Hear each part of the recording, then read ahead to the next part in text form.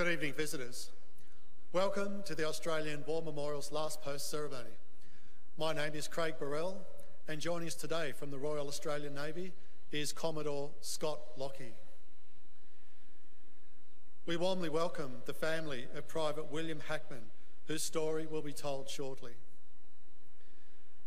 We are honoured to acknowledge the Honourable Joseph Kernan, Under-Secretary of Defence for Intelligence, United States, Lieutenant General Jack Shanahan, Director for Defence Intelligence, Warfighting Support, United States, Brigadier Paul Kenny, Australian Army, and the accompanying delegation. This evening, we also warmly welcome the family and friends of Lieutenant Colonel Mark John, MC, who recently passed away. He was awarded the Military Cross for his participation in the Tet Offensive of January 1968 and in the attacks on the fire support bases Coral and Balmoral during Operation Tontang in May 1968. His citation reads, "Lieutenant John, by his example, coolness under fire, consistent and sound leadership, has led his platoon with distinction in operations in South Vietnam since January 1968.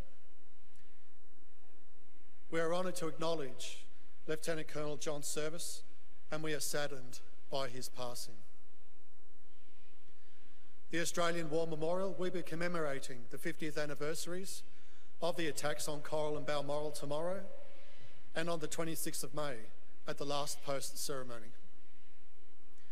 We welcome the veterans who have served, those that are still serving, and the families that support them.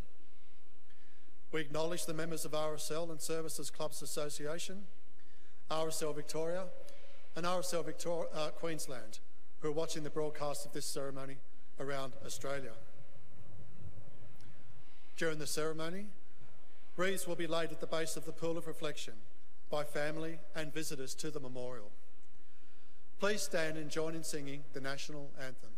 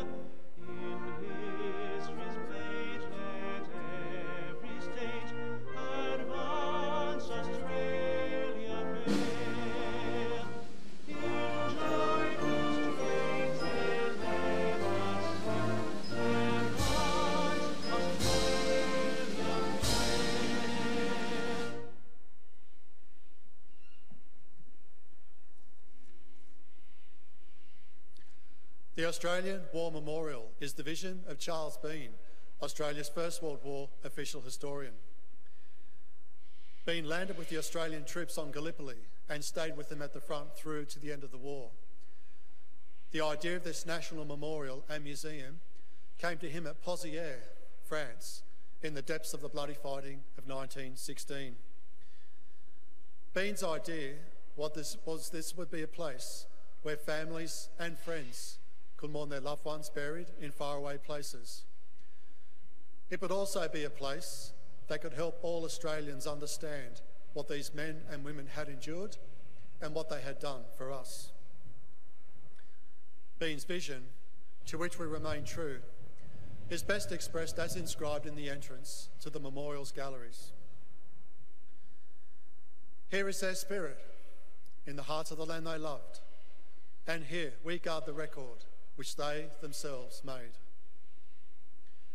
Tonight, we will read the story behind just one of those on the Roll of Honour, which lists the names of more than 102,000 men and women who have given their lives for us in war and operations for more than a century. But first, we present a lament, Flowers of the Forest. Wreaths or floral tributes will now be laid at the base of the pool of reflection.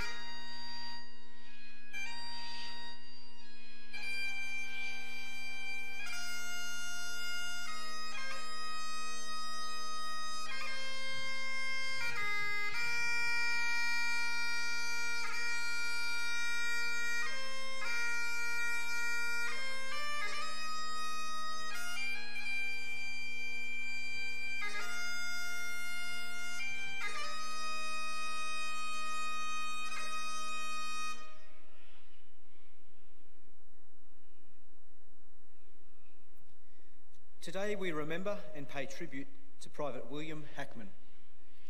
William Hackman was born in 1890, the youngest son of the 7 children born to Henry and Mary Hackman of Bellingen on the New South Wales mid-north coast.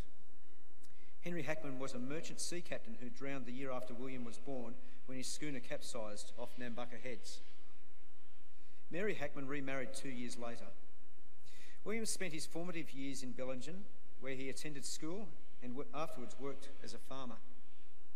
On the eve of the First World War, he moved with his mother to Croydon in Sydney, where it is likely he earned a living at the nearby farmers' markets. William enlisted in the Australian Imperial Force in November 1916. After several weeks training at the military camp at the Sydney Showgrounds, he embarked for England with a reinforcement group for the 55th Battalion. After further training on the Salisbury Plain in Wiltshire, William sailed for the battlefields of the Western Front in October 1917 and joined the battalion in camp at Dickenbush near Ypres in Belgium as it rested after heavy fighting during the Third Battle of Ypres. The 55th Battalion remained in Belgium until March 1918, when the Australians were rushed south to help defend the city of Amiens against the Germans' breakthrough of the Somme. If Amiens fell, the Germans would control the main support and logistical hub for the British and French armies in northern France and could press on towards the coast. The 55th Battalion was sent to Villers-Bretonneux, where it was held in reserve during the famous assault on the night of the 24th to the 25th of April 1918. By then the line had been stabilised, Amiens was no longer threatened, and the Australians had dug in on their newly won positions. Throughout the following weeks, the 55th Battalion remained in the area, where it was frequently subjected to German artillery bombardments. One of these occurred on the morning of the 11th of May 1918, after the battalion had intercepted a German wireless signal that the guns were about to fire. Although the battalion was prepared, the bombardment resulted in 2 casualties. William Hackman was killed outright by a high explosive shell. Aged 28 at the time of his death, he was buried at the nearby Da'or Communal Cemetery extension. His grieving mother included the following epitaph to him in the local newspaper several weeks later: "Greater love hath no man." William Hackman is listed on the Roll of Honour on my right, amongst almost 62,000 Australians who died while serving in the First World War. His photograph is displayed by the Pool of Reflection. This is but one of the many stories of service and sacrifice told here at the Australian War Memorial. We now remember Private William Hackman, who gave his life for us, for our freedoms, and in the hope of a better world.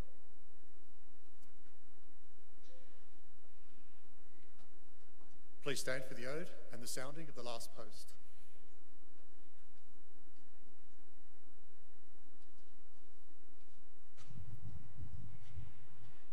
They shall grow not old as we that are left grow old. Age shall not weary them, nor the years condemn. At the going down of the sun and in the morning, we will remember them.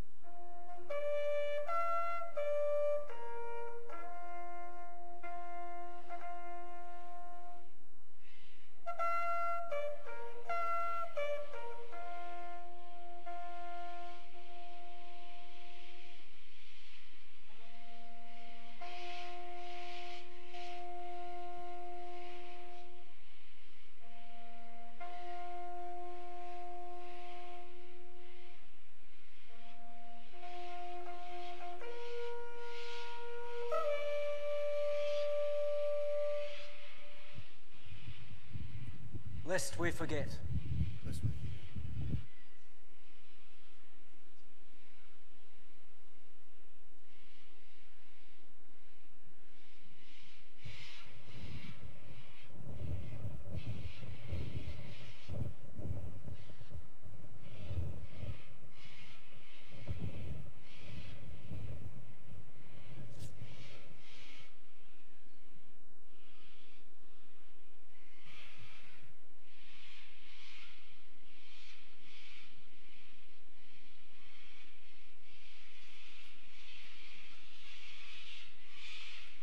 We leave you this evening with the words of the memorial's founder, Charles Bean.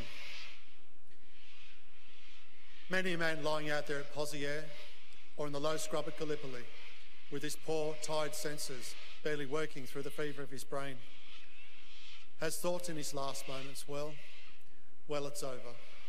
But in Australia, they will be proud of this.